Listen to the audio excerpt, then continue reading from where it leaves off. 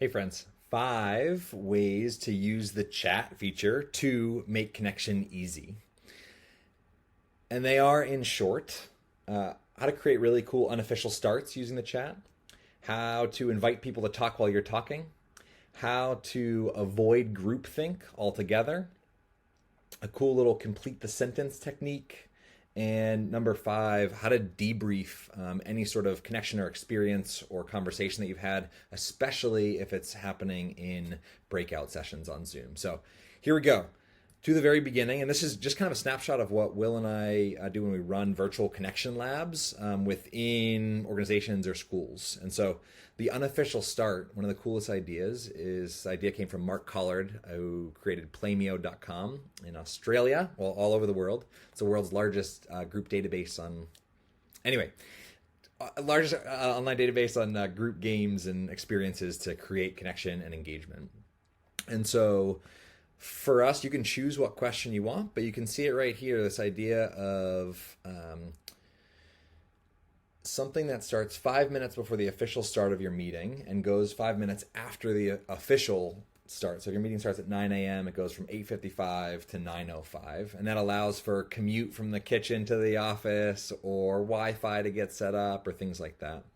And the intention is just to create that engagement from the very, very beginning, because when we meet virtually, we lose the organic connection that is so beautiful and that can sometimes happen when we are in person together. So unofficial start, beautiful way to engage right away.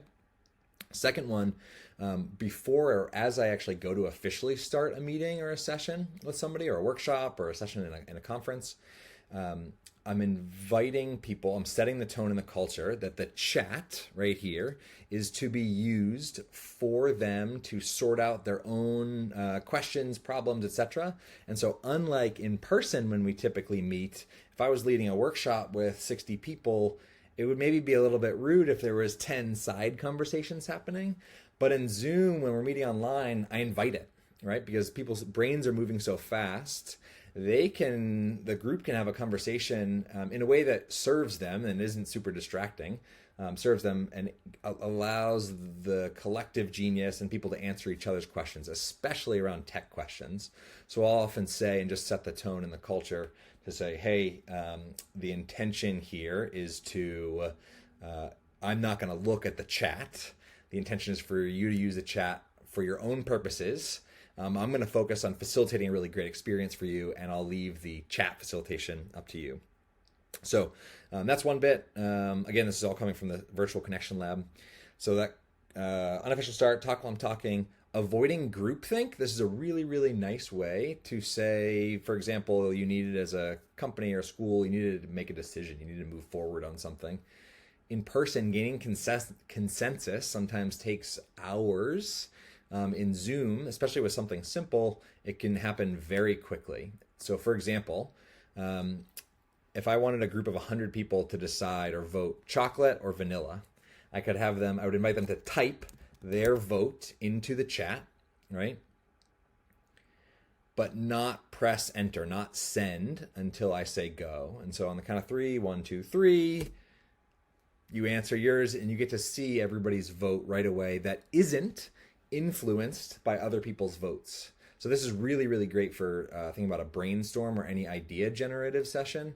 Have everybody type in their idea, send it all at the same time, go back and read through what everybody shared, what everybody wrote, and then do another round. So you can do like 2-3 rounds of kind of design thinking, idea adding, one-upping, what-ifing, whatever you want to call it, in the span of 10 minutes.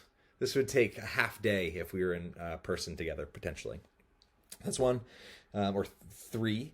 The next one is complete the sentence. I don't have a demo of this, but complete the sentence is just getting mini micro engagement. So especially if you have a group that's a little bit more hesitant and you want them to just kind of dip their toes in the water, I might put up on the screen or just verbally prompt them to complete the sentence in the chat.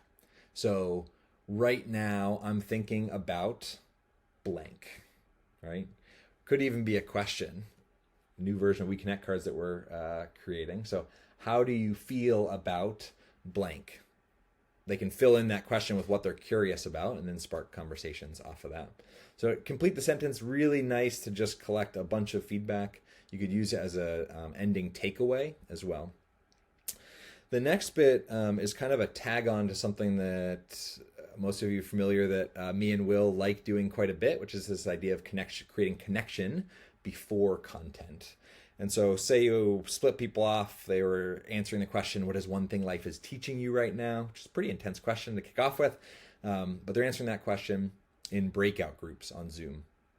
When I bring people back to the main session, we would do what we would call a popcorn debrief, which is we'd want to just get a handful of people's responses to the question, what struck you about those conversations? Now, you can do that in Zoom and just have people kind of work out talking over each other. And you can have everybody rewind the tape and reflect on the conversation they just had, whatever experience you just prompted, and answer the question, what struck you about those conversations in the chat? A little side note, the words, Will and I like the word in this question, what struck you, because it allows both thinkers and feelers, left brain and right brain, to be able to answer the question, as opposed to saying, how do you feel about this, or what do you think about this, which is a little bit more polarizing question. So what struck you about fill in the blank? Really nice way to wrap up. So there's 5 unique ways to use the chat to spark engagement and make virtual meetings, remote connection, potentially even better than being in person. Because I think the question, if we ask the question, how do I make this most like being in person, we're setting ourselves up to fail and for disappointment. Whereas if we ask, what can we do virtually that we actually can't do as well in person? Here are a handful of examples of that. All right. Have an awesome day. Happy chatting.